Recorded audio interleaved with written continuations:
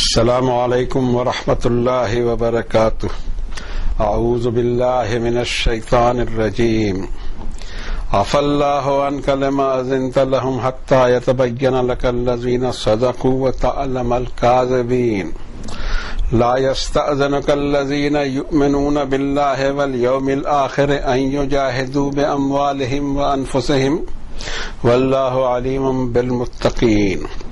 انما يستأذنك الذين لا يؤمنون بالله واليوم الآخر وارتابت قلوبهم فهم في ريبهم يترددون ولو أرادوا الخروج لأعدوا له عدة ولكن كره الله بعثهم فثبتهم وقيل اقعدوا مع القاعدين لو خرجوا فيكم ما زادوكم إلا خبالا وَلَأَوْضَعُوا خِلَالَكُمْ يَغْبُونَكُمُ الْفِتْنَةَ وَفِيكُمْ سَمَّاعُونَ لَهُمْ وَاللَّهُ عَلِيمٌ بِالظَّالِمِينَ لَقَدِ ابْتَغَوُا الْفِتْنَةَ مِنْ قَبْلُ وَقَلَّبُوا لَكَ الْأُمُورَ حَتَّى جَاءَ الْحَقُّ وَظَهَرَ أَمْرُ اللَّهِ وَهُمْ كَارِهُونَ وَمِنْهُمْ مَنْ يَقُولُ ائْذَن لِّي وَلَا تَفْتِنِّي ألا في الفتنة سقطوا وإن جهنم لمحيطة بالكافرين إن تصبك حسنة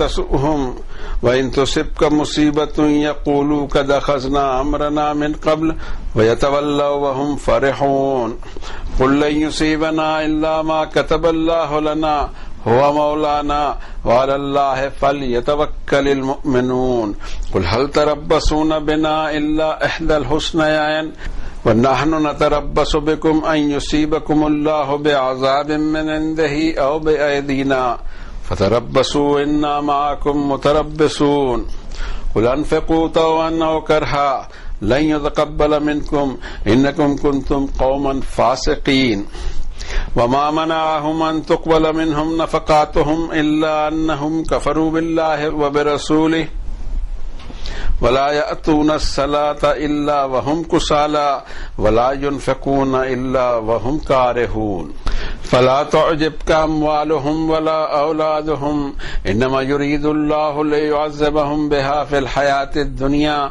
وتزهق أنفسهم وهم كافرون ويحلفون بالله إنهم لمنكم وما هم منكم ولكنهم قوم يفرقون لو يجدون ملجأ أو مغارات أو مدخلا لولوا إليه وهم يجمحون ومنهم من يلمزك في الصدقات فإن أعطوا منها رضوا وإن لم يعطوا منها إذا هم يسخطون ولو أنهم رضوا ما آتاهم الله ورسوله وقالوا حسبنا الله وسيؤتينا الله من فضله ورسوله إنا إلى الله راغبون صدق الله العظيم وصدق رسوله النبي الكريم ونحن على ذلك لمن الشاهدين والشاكرين والحمد لله رب العالمين۔ انسانیت کے لیے جو کتاب ہدایت اتاری گئی اور جس میں ہر طرح کے مضمون پائے جاتے ہیں، پورے سسٹم آف زندگی کو کنٹرول کرنے کے لیے وہ اہم پوائنٹ دے دیے گئے۔ قرآن شریف چھوٹی باتوں کا ذکر نہیں کرتا بلکہ حدود اربعہ دے دیے گئے، باؤنڈری دے دی گئی کہ اس کے اندر رہ کر اپنے جیون کو گزارنا۔ ہم دیکھ رہے ہیں سورہ توبہ میں وار کے تعلق سے احکامات ہیں اور اس کو فالو کرنا ہے، لیکن عام آدمی کی جگہ اس کو فالو کرنا ہے جو ہمارے یہاں کے ملٹری کے لوگ ہوں اور جو ان کے آفیسرز ہوں یا گورنمنٹ کے ڈپارٹمنٹس ہوں۔ اس چیز کو جب خیال نہیں رکھا جائے گا تو باتیں مکس اپ ہو جائیں گی۔ اب ہم کوشش کرتے ہیں، چونکہ آیتیں بہت ہیں، 17 آیتوں کا رکوع ہے اور آیت نمبر 43 to 59 کی تلاوت کی توفیق اللہ نے دی۔ ہم کوشش کرتے ہیں کہ اس کے ترجمے اور معنی سے قریب ہو کر اس میں ہمارے لیے کیا احکامات ہیں اور کیا ڈائریکٹیوز موجود ہیں اس کو ڈسکور کریں اور اس کو اپنی عملی زندگی میں لے آئیں۔ اللہ نے معاف کیا آپ کو، کیوں آپ نے اجازت دی انہیں یہاں تک کہ اوپن اپ ہو جاتا آپ کے لیے کہ ان میں سچے کون ہیں اور آپ جان لیتے جھوٹے کون ہیں۔ آپ سے کبھی بھی چھٹی کی درخواست نہیں کریں گے وہ لوگ جو ایمان رکھتے ہوں اللہ پر اور یوم آخرت کے حساب پر کہ وہ جد و جہد کریں اپنے مال اور اپنی جانوں کے ذریعے اور اللہ اس طرح کے متقین کو اچھی طرح جانتا ہے۔ در حقیقت آپ سے اجازت لینے تو وہی لوگ آئیں گے جن کو اللہ پر اور یوم آخرت پر ایمان نہیں اور ان کے دل شک میں پڑے ہوئے ہیں، پھر وہ اپنے ہی شک میں متردد ہو رہے ہیں، گھوم رہے ہیں ادھر سے ادھر۔ اگر وہ ارادہ کرتے نکلنے کا تو ضرور اس کے لیے تیاریاں کرتے، لیکن اللہ نے ناپسند کیا ان کا چلنا، پھر ان کو جام کر دیا اور ان کے لیے کہہ دیا گیا کہ بیٹھے رہو بیٹھے رہنے والوں کے ساتھ۔ اگر یہ تمہارے ساتھ چلتے بھی تو نہیں بڑھاتے مگر تمہارا نقصان، اور دوڑ بھاگ کرتے تمہارے بیچ کسی فتنے کی تلاش میں، اور تم میں لوگ ان کی بات کو دھیان سے سنتے ہیں جبکہ اللہ کو پتا ہے کہ گنہگار کون ہے۔ انہوں نے فتنہ ڈھونڈ ہی لیا تھا اس سے پہلے اور آپ کے میٹرز کو الٹ پلٹ کر دیا تھا، پھر آیا اللہ کا حق اور اللہ نے اپنے میٹر کو کھول دیا اور یہ کراہیت کرتے رہ گئے۔ اور ان میں سے کوئی ہے جو کہتا ہے مجھے اجازت دیجیے اور مجھے پریشانی میں مت ڈالیے، اچھی طرح سمجھ لو کہ پریشانی میں تو یہ پڑ چکے اور بے شک جہنم میں سے نافرمانوں کو گھیر کر رہے گی۔ اگر کوئی گڈ فارچون آپ کے ساتھ ہو تو انہیں برا لگ جائے، اور اگر آپ پر کوئی مصیبت پڑے تو کہنے لگیں گے کہ ہم نے تو ہمارے کام کو پہلے سے ہی سدھار لیا تھا، اور وہ لوٹ کر جائیں گے اس حال میں کہ وہ خوش ہوتے ہوئے ہوں گے۔ آپ ان سے فرمائیے کہ ہم پر کوئی مصیبت پڑ ہی نہیں سکتی مگر وہی جو اللہ نے ہمارے لیے لکھ دی، وہی ہمارا مولا ہے، اور اللہ پر ہی توکل کرنا چاہیے ایمان والوں کو۔ آپ ان سے کہیے کہ تم ہمارے تعلق سے دو اچھائیوں کی، دو گڈ فارچون کے منتظر ہو، اور ہم منتظر ہیں تمہارے لیے کہ سزا دے اللہ تم کو اپنی طرف سے یا ہمارے ہاتھوں، سو تم انتظار کرو، ہم بھی تمہارے ساتھ انتظار کر رہے ہیں۔ آپ فرمائیے کہ تم کنٹریبیوٹ کرو گے چاہے رضا سے یا کراہیت سے، ہرگز نہیں قبول کیا جائے گا تم سے، بے شک تم ایسی قوم ہو جو عہد کو توڑتی ہو۔ اور نہیں رکاوٹ بنی کہ ان کے نفقات کو، ان کے کنٹریبیوشن کو قبول کیا جائے مگر صرف یہ کہ انہوں نے نافرمانی کی اللہ کی اور اس کے رسول کی۔ نماز کے لیے تو آتے ہیں وہ، لیکن تھکے تھکے اور نہیں خرچ کرتے وہ اللہ کی راہ میں مگر پسند نہیں کرتے اس کو۔ سو ان کے مال اور ان کے مین پاور آپ کو تعجب میں نہ ڈالیں، در حقیقت اللہ یہ چاہتا ہے کہ ان چیزوں کے ذریعے ان کو سزا دے دنیا کی زندگی میں بھی، اور ان کی جان اس حالت میں نکلے کہ وہ نافرمان ہوں۔ اللہ کی قسمیں کھاتے ہیں وہ کہ تمہارے ساتھ ہیں، یہ تمہارے ساتھ نہیں ہیں بلکہ ایسی قوم ہے جو تفرقہ باز ہے۔ اگر کہیں ان کو کوئی غار مل جائے یا کوئی منہ چھپانے کی جگہ یا کوئی داخل ہو جانے کی جگہ، پلٹ کر اس طرف دوڑ پڑے رش کرتے ہوئے۔ اور ان میں سے کوئی ہیں کہ جو آپ پر صدقات کی تقسیم پر الزام لگاتے ہیں، اور اگر انہیں اس میں سے دیا گیا تو خوش ہو جائیں اور نہ دیا جائے تو وہ ناراض ہو جائیں، اور اگر وہ راضی رہتے اس پر جو اللہ اور اس کے رسول نے دیا، اور یہ کہتے کہ کافی ہے اللہ، ضرور اللہ ہم کو دے گا اپنے فضل میں سے، اور رسول کریم صلی اللہ علیہ وسلم بھی، بے شک ہم اللہ ہی کی طرف رغبت رکھتے ہیں۔ ہم نے کوشش کی تھی ان آیات بینات کی ترجمانی کی، لیکن ہم جانتے ہیں کہ اس کا حق ادا نہیں کیا جا سکتا، لیکن جو ہم نے پردے ڈال رکھے ہیں، ساری دنیا کی زبانیں سیکھتے سکھاتے ہیں، لیکن اگر ہم نے بے پرواہی کی ہے تو اس زبان سے جس میں ہمارا حساب اور جس میں اللہ تعالیٰ نے ہمارے لیے کانسٹیٹیوشن اور احکامات بھیجے ہیں، ہم اس کو پوری کی پوری یاد کر لیتے ہیں کتاب کو۔ یہ کوئی چھوٹی کتاب نہیں، 650 پیج سے کم کا قرآن شریف نہیں ہوا کرتے، صرف عربی والے جس میں ترجمہ نہ ہو، پورے کے پورے ہم اس کو میمورائز کر لیتے ہیں۔ یہ بھی اللہ کی شان ہے، آپ نہیں کر سکتے۔ اتنی بڑی کتاب کو آپ ورباٹم کیسے نہ میمورائز کر سکو گے، لیکن اللہ کی کتاب کی شان یہ ہے کہ دنیا کی دوسری کتابوں سے اس کی ہر چیز ہمیشہ الگ ہوگی۔ اب اگر ہم لینگویج بھی سیکھنے کی کوشش کرتے قرآن شریف کی لینگویج تو اتنی ہی آسان ثابت ہوتی جتنا کہ آسان اس کو میمورائز کر لینا ہے، لیکن ہم نے اس طرف توجہ نہیں دیا۔ دوسری بے توجہی ہمارے یہ ہوئی کہ اس کی تلاوت کا حق نہیں ادا کر رہے ہیں، تلاوت کا ذوق اور شوق ہی امت سے چھوٹ گیا۔ ایک زمانہ تھا کہ ہر جگہ فجر کے بعد قرآن شریف پڑھنے کی محلے میں آوازیں آتی تھی، اب نہیں آتی۔ پتہ نہیں کون کون سی کتابیں اب پڑھی جاتی ہیں، قصوں کی، کہانیوں کی، مسجدوں میں بھی پڑھی جا رہی۔ کم سے کم اللہ کی مسجد کو چھوڑ دیتے کہ اس میں اللہ کا کلام پڑھیں گے ہم، اور کسی صاحب کا کلام نہیں پڑھیں گے، لیکن ہم سے نہیں ہوا۔ ہم نے اپنا کلام پڑھنا وہاں شروع کیا، اللہ کے کلام کو بازو رکھا، اور جو حالت ہے ہماری وہ ایسی ہی بنے رہے گی جب تک ہم توبہ کر کے پلٹے نہیں اور اللہ کے کلام کی عظمت کو نہ جانیں، اس کی ڈگنیٹی کو نہ جانیں، اس کو رسپیکٹ نہ دیں۔ انہوں نے کوشش کی اس کے ترجمانی کی، اب ہم یہ کوشش کریں کہ اس میں سے ہمارے لیے کیا احکامات نکلتے ہیں۔ آیتیں کافی ہیں، ہم کوشش کریں گے کہ مختصر وقت میں مین پوائنٹس سامنے آ جائیں۔ پہلی آیت شریفہ میں اللہ تعالی نے فرمایا کہ تمہیں پتہ نہیں تھا اس میں سچے کون ہیں اور جھوٹا دعویٰ اور جھوٹی درخواست، چھٹی کی درخواست دینے کون آئے ہیں، آپ نے کیوں ان کو اجازت دی؟ لیکن اب جب اجازت دے ہی دی ہے، اللہ نے آپ کو معاف فرمایا۔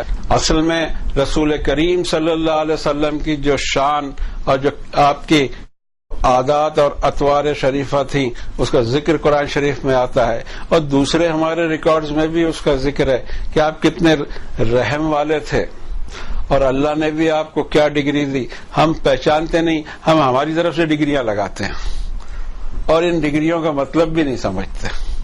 یہ خدا کو پسند نہیں ہے۔ اللہ کو پسند وہ چیزیں ہیں جو اس نے اپنے رسول صلی اللہ علیہ وسلم کو جو ڈگری دی، اور دوسرے بھی رسول ہیں۔ حضرت ابراہیم کو اپنا خلیل کہا، حضرت موسیٰ کو اپنا کلیم کہا، حضرت عیسیٰ کو اپنی طرف سے روح اور آیت کہی، اور ایسا بہت سارا تذکرہ ہے۔ مگر ہمارا بھی دین آیا ہوا ہے ہمارے سیلف میڈ سورسز سے، اللہ کے اتارے ہوئے سورس سے اگر آتا تو ہمیں معلوم ہوتا کہ امام انسانیت حضرت ابراہیم ہے، یہ ملت حضرت ابراہیم کی ملت ہے، مگر کچھ نہیں معلوم۔ پتہ نہیں یہ 1400 سال کا اسلام ہم کو گمراہ کر کے رکھا ہوا ہے۔ 14,000 کروڑ سال پہلے سے بھی یہی اسلام تھا، اور اسلام کا معنی یہ ہوتا ہے کہ کریٹر کو سبمٹ رہے اس کی مخلوق، چاند، سورج، ہوا، پانی، دنیا بھر کی چیزیں، کیا ہم دیکھتے نہیں کس کو سبمٹ ہے؟ ہم کو جو آزادی دی گئی اس کو مس یوز نہ کرتے ہوئے اپنے آپ کو سبمٹ کر دیں۔ اب یہ جو نرمی ہے رسول کریم صلی اللہ علیہ وسلم کے تعلق سے فرمایا اللہ تعالیٰ نے دو جگہ، ایک تو اس سورت کے آخر میں فرمایا کہ لقد جاءکم رسول من انفسکم عزیز علیہ ما عنتم حریص علیکم بالمؤمنین رؤوف الرحیم۔ ارے انسانوں پہچانو، تمہارے پاس ایک ایسے رسول ہیں جو تمہاری اپنی نسل سے تعلق رکھتے ہیں، اور تمہاری پریشانی انہیں بہت گراں گزرتی ہے، بہت تکلیف ہوتی ہے انہیں۔ وہ دیکھ رہے ہیں کہ تمہیں غلط روڈ پر یا غلط سواری پر بیٹھ گئے ہو، اور پتہ نہیں جب پہنچو گے اس منزل پہ تو منزل کون سی ہوگی، جنت ہوگی یا جہنم ہوگی۔ ان کو اس کا درد ہوتا ہے، اور ان کو تمہارے فائدے کی بڑی تمنا رہتی ہے، یہ ان کی شان ہے۔ اور ایمان والوں کے ساتھ تو ان کا تعلق شفقت اور رحمت کا ہوتا ہے۔ اس کو ایک چیز سمجھ لیں کہ ایمان والوں کے ساتھ شفقت اور رحمت کا، اور باقی انسانیت کے لیے آپ ان کی تکلیف، انسانوں کی تکلیف اس کو محسوس کرتے ہیں، اور پھر کوشش کرتے ہیں کہ انسان سدھر جائیں، یہ ان کی شان ہے۔ پھر ایک جگہ ان کو فرمایا گیا سورہ انبیاء کی 21 نمبر کی سورت میں، رب تعالیٰ نے آیت نمبر 107 میں فرمایا کہ وَمَا أَرْسَلْنَاكَ إِلَّا رَحْمَةً لِّلْعَالَمِينَ، ہم نے سارے جہان کے لیے آپ کو رحمت بنا کر بھیجا ہے۔ یہ سب سے بڑی ڈگری ہے، یہ ڈگری دوسرے انبیاء کو ہو نہ ہو یہ کبھی نہیں ہم نے سوچنا چاہیے۔ لا نفرق بین احد من رسلی، لیکن ہمارے ذہن میں یہ بھی رہے کہ رسول کریم صلی اللہ علیہ وسلم کو اللہ تعالی نے کیا ڈگریز اور ان کی تعریف میں کیا آیتیں بیان کی ہیں۔ کیوں نہ ہم ان تعریفوں کو ہی سامنے رکھیں اور اپنی طرف سے جو آداب اور القاب ہمارے بنائے گئے ہیں اس کی جگہ اللہ تعالیٰ نے جو اتارا ہے ان کی شان میں آیتیں وہ ہمارے سامنے ہونا چاہیے۔ ایک اور آیت اس میں دیکھ لیتے ہیں جو سورہ آل عمران کی 159 نمبر کی آیت ہے، فَبِمَا رَحْمَةٍ مِّنَ اللَّهِ لِنْتَ لَهُمْ۔ اے نبی صلی اللہ علیہ وسلم، یہ تو اللہ کی رحمت ہے کہ آپ اتنے گداز دل کے ہیں، ان کے لیے اتنے نرم ہیں۔ وَلَوْ كُنْتَ فَظًّا غَلِيظَ الْقَلْبِ لَانفَضُّوا مِنْ حَوْلِكَ فاعف عنهم واستغفر لهم وشاورهم في الامر فاذا عزمت فتوکل علی اللہ ان اللہ يحب المتوکلین۔ ایسے دور آیا کرتے تھے کہ وہاں سوال پیدا ہوتا ہے کہ کیا کریں، کیسا کریں۔ رب تعالیٰ فرماتے ہیں کہ یہ تو سراسر اللہ کی رحمت ہے آپ پر کہ آپ ان کے لیے اتنے گداز دل کے ہیں۔ اگر آپ سخت دل کے ہوتے تو آپ کے پاس سے، آپ کے آس پاس سے ہٹ جاتے۔ اب کیا کیا جائے؟ ان کو معاف کر دیا جائے۔ ٹھیک ہے، ایک مشورہ انہوں نے دیا یا انہوں نے ایک چیز سوچی، لیکن ان کو معاف کرو اور ان کے لیے استغفار مانگو اور انہیں میٹرز میں مشاورت کے لیے شریک کرو۔ لیکن جب آپ کسی فیصلے پر پہنچ جائیں تو اللہ پر بھروسہ رکھیں، بے شک اللہ توکل کرنے والوں کو پسند کرتا ہے۔ ایسی رسول کریم صلی اللہ علیہ وسلم کی شان میں آئی ہوئی آیتیں۔ اب ہم مضمون میں آگے دیکھتے ہیں۔ ہمیں آیتوں سے سمجھ میں آ جاتا ہے کہ یہ کوئی بڑا معرکہ پیش آیا ہوگا اور پھر اس میں وہ لوگ جنہیں یہ پریشانی محسوس ہو رہی ہوگی کہ سفر بہت دور کا ہے، موسم بڑا گرم چل رہا ہے اور یہ کیسے اپنے آپ کو کوئی نہ کوئی بہانے سے بچانا چاہتے ہوں گے، ان کے بارے میں یہ آیتیں ہیں کہ لا يستأذنك الذين يؤمنون بالله واليوم الآخر ان يجاهدوا بأموالهم وأنفسهم۔ اجازت، رخصت اور چھٹی لینے وہ نہیں آئیں گے جو اللہ پر جن کا ایمان ہے، جو اللہ کے ساتھ ایماندار ہیں اور ان کو یہ بھی پتا ہے کہ آخرت کے دن ایک ایک چیز کا حساب لیا جائے گا۔ وہ آپ کے پاس اجازت لینے نہیں آئیں گے کہ وہ جد و جہد کریں اپنے مال کے بھی ساتھ اور اپنی جان کے بھی ساتھ۔ واللہ علیم بالمتقین، اللہ اچھی طرح جانتا ہے کہ اس سے ڈر کر جیون گزارنے والے کون ہیں۔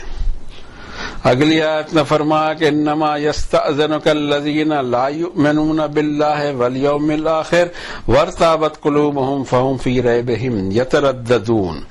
اجازت لینے تو در حقیقت آپ کے پاس وہ آئیں گے جن کو اللہ پر ایمان نہیں ہے اور نہ یوم آخرت پر، اور ان کے دل پلٹے ہوئے ہیں اور اپنے ہی شک میں وہ تردد میں پڑے ہوئے ہیں۔ یہ ایک کیفیت ہوتی ہے انسان کی، اور اس کو بہت پہلے سورۃ البقرہ میں بہت جلد فرما دیا گیا کہ ڈبل اسٹینڈرڈ انسان میں نہ ہو، اس میں مضبوطی ہو، وہ ایمان کو کوئی مذاق کا موضوع نہ بنائے کہ ان کے ساتھ رہے تو کہیں ہم ایمان لائے اور ان کے ساتھ رہے تو کہیں گے ہم مذاق بازی چکلس کر رہے ہیں۔ یہ چکلس کی چیز ہی نہیں ہے، وہ سیریس میٹر ہے۔ اس میں کیسے آپ لوز رہ سکتے ہیں یا اپنے کیریکٹر کو آپ ڈاماڈول رکھ سکتے ہیں، یا پینڈولم کبھی ادھر کبھی ادھر، اس کا ذکر کیا اللہ نے، اور یہ بڑی بری چیز ہے۔ سورۃ النساء کی آیت میں فرمایا اللہ نے مذبذبین بین ذلک لا الہ ہؤلاء ولا الہ ہؤلاء ومن یضلل اللہ فلن تجد له سبیلا۔ یہ پینڈولم کی طرح ایسے گم رہے، کبھی ادھر تو کبھی ادھر، اور جسے اللہ گمراہی میں بھٹکنے دے اس کے لیے آپ بھی کوئی راستہ تلاش نہیں کر سکیں گے۔ ایمان انسان کا ڈسکورڈ ایمان ہونا چاہیے، اور اس پر وہ ایسا جم جائے جیسے کہ کوئی چٹان ہو، ہلائے نہ ہلے۔ یہ سمجھ میں نہیں آتا کہ اس کے دل میں ڈاؤٹ کیوں پیدا ہو۔ جب اس نے ایمان لایا ہے سوچ سمجھ کے، تو ڈاؤٹ کیوں پیدا ہونا چاہیے، نفاق کیوں آنا چاہیے دل میں، یا آدمی ڈبل اسٹینڈرڈ کام کیوں کرے، ہپوکریسی کہاں سے آئے؟ کیونکہ اللہ سے تو نہیں چھپ سکتی نا۔ اب لوگوں سے چھپا لیں آپ کے دل میں کیا ہے اور آپ کے عمل میں کیا ہے، اللہ سے نہیں چھپایا جا سکے گا۔ اللہ تو دلوں کے حال دل سے ہی پوچھ لے گا، شاید ہے کہ ہم سے نہ پوچھے نا، ہمارے دل سے ہی پوچھ لے کہ بھائی کیا تھا آپ کے اندر، اور کیا حال ہمارے بنیں گے جب ہمارے باڈی پارٹس ہمارے خلاف گواہی دیں گے۔ ایک اور ان کی حرکت بتائی کہ اگر ولو اراد الخروج لأعدوا له عدہ، اگر ان کو چلنا ہوتا تو اس کی تیاری کرتے، لیکن اللہ نے ناپسند کیا ان کی چلنے کو اور ان کو جام کر دیا اور ان سے کہہ دیا گیا کہ بیٹھے رہو بیٹھے رہنے والوں کے ساتھ. لو خرجوا فیکم ما زادوکم الا خبالا، تم اس کی فکر نہ کرو، اگر وہ تمہارے ساتھ چلتے بھی تو تمہارے نقصان کی کوشش کرتے اور تمہارے بیچ دوڑ بھاگ کرتے کہ کوئی فتنہ ان کو مل جائے.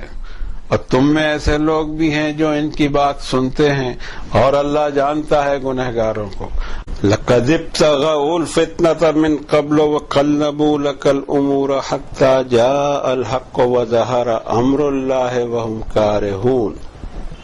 انہوں نے تو فتنہ تلاش کر ہی لیا تھا پہلے اور آپ کے میٹرز کو پلٹ کر دیا تھا، یہاں تک کہ حق آیا اور اللہ نے اپنے میٹر کو ظاہر کر دیا اور یہ ناپسند ہی کرتے رہے. وَمِنْهُمْ مَنْ يَقُولُ اُذَّلِّي وَلَا تَفْتِنِّي أَلَا فِي الْفِتْنَةِ سَقَطُوا وَإِنَّ جَهَنَّمَ لَمُحِيطَةٌ بِالْكَافِرِينَ. اور ان میں سے کوئی ہے جو کہتا ہے مجھے اجازت دیجیے، مجھے پریشانی میں مت ڈالیے.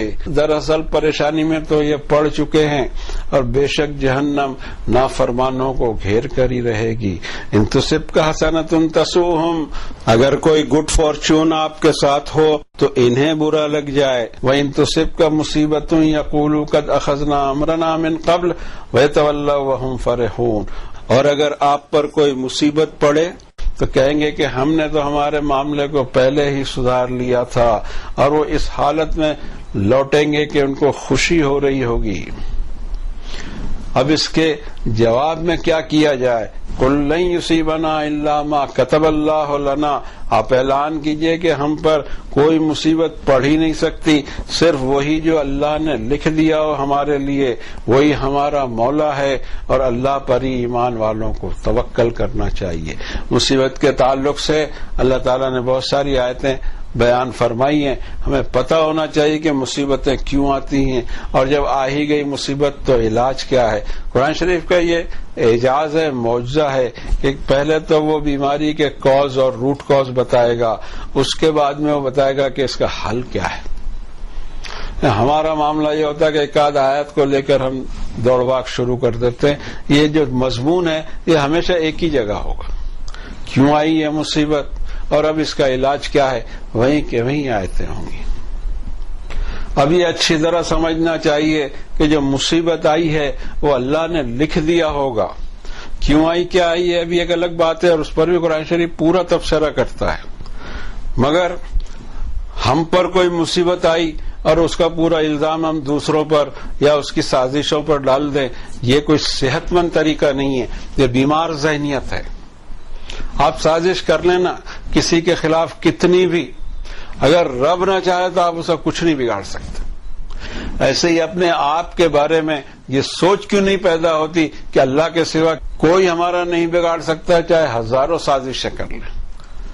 سازشوں سے ڈرتے بیٹھتے، اچھا ہر کوئی ہمارے خلاف سازش کر رہا ہے. بھائی میرے، ہم نے اللہ تعالیٰ کو اتنا ناراض کیا ہوگا کہ بلائیں اس کی طرف سے آتی ہیں، اور یہ بھی رحمت بن سکتی ہے اگر کسی بلا پر ہم نے توبہ کر کے اپنے آپ کو سدھار لیا.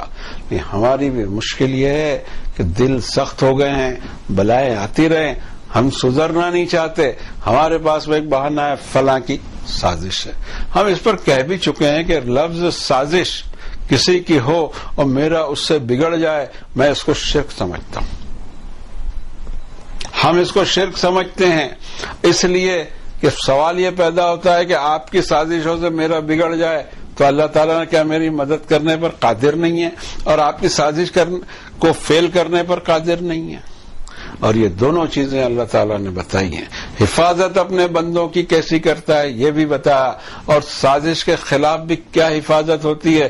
رب کو اگر، اللہ کو اگر اپنا ولی بنا لیا، اپنا پروٹیکٹر، اپنا محافظ بنا لیا، اس کی سیکورٹی میں چلے گئے، دنیا کی کوئی طاقت کی کوئی سازش آپ کے اوپر میں کام نہیں کرے گی.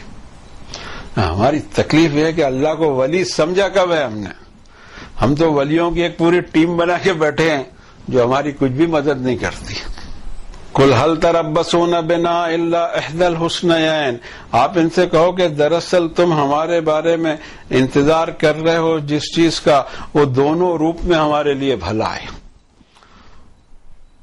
تم چاہ رہے ہو کہ ان کو شکست ہو جائے تو اس صورت میں بھی اللہ سے اجر ہمارا کہیں نہیں گیا. تم یہ چاہ رہے ہو کہ ہم فنا ہو جائیں، اگر اللہ کی راہ میں ہم فنا ہوئے تو شہید ہو جائیں گے، اور یہ دونوں صورتوں میں ہمارا بھلا ہی ہونے والا ہے. اور ہم تمہارے لیے اس بات کے منتظر ہیں کہ تمہاری ان حرکتوں کی سزا اللہ اپنی طرف سے دے یا پھر ہمارے ہاتھوں وہ سزا تم کو چکھائے. سو تم انتظار کر لو، ہم بھی تمہارے ساتھ انتظار کر رہے ہیں. ان سب آیتوں کی اتنا موقع نہیں کہ ہم سب آیتوں کو دیکھیں، لیکن ترجمہ ہو چکا ہے، آیات بینات موجود ہے. یہ کتاب آپ کے گھروں میں بھی پچھلے 1450 سال سے رکھی ہوئی ہے. اب اس کے بعد بچتا کیا ہے؟ ہم ہماری کتاب تو کھولتے ہی نہیں ہیں، نہ لکھتے ہیں، نہ کھولتے ہیں، نہ پڑھتے ہیں. اگر ہمارا کہیں گھوم گھام کے کوئی ایک مرکز ہے تو اللہ کی کتاب ہے. یہ آپ کے پاس ہے، آپ خود پڑھیں، آپ خود سوچیں اس میں رب تعالیٰ نے کیا فرمایا، اس کی ناراضی سے کیسے بچیں اور اس کی رضا کو کیسا حاصل کرے. یہاں منافقین کے بارے میں جو تذکرے ہم کو اس صورت میں خصوصاً ملتے ہیں. منافق کہتے ہیں جو وقت پر دھوکہ دے، اس کے دل میں کچھ ہو اور باہر کچھ ہو، اور ایسے ایسے موقعوں پہ وہ پلٹ جائے کہ جب اس کا پلٹنا بہت بڑے نقصان کا باعث ہو، خصوصاً جنگ وغیرہ میں. لیکن ایک سوال جو ہم آپ کے سامنے رکھیں گے، اس کو سوچنے کی ضرورت ہے. منافقین پر کوئی ایکشن کی کوئی آیت نہیں ہے، اچھی طرح سمجھ لیں. منافق، نفاق، ہپوکریسی یہ دل کی بات ہے، اور دل کے اوپر میں ہم کو کوئی فیصلہ نہیں کرنا انسان کے دل پر، اس لیے کہ کسی بھی انسان کے دل کے حال اس کا رب ہی جانتا ہے، ہم نہیں جان سکتے. ہم کوئی ایسی مشین ہی نہیں کہ ہم جانیں کہ اس کے دل میں کیا ہے. ہم کو ظاہر پر فیصلہ کرنا ہے، باطن کے فیصلے اللہ تعالیٰ کریں گے.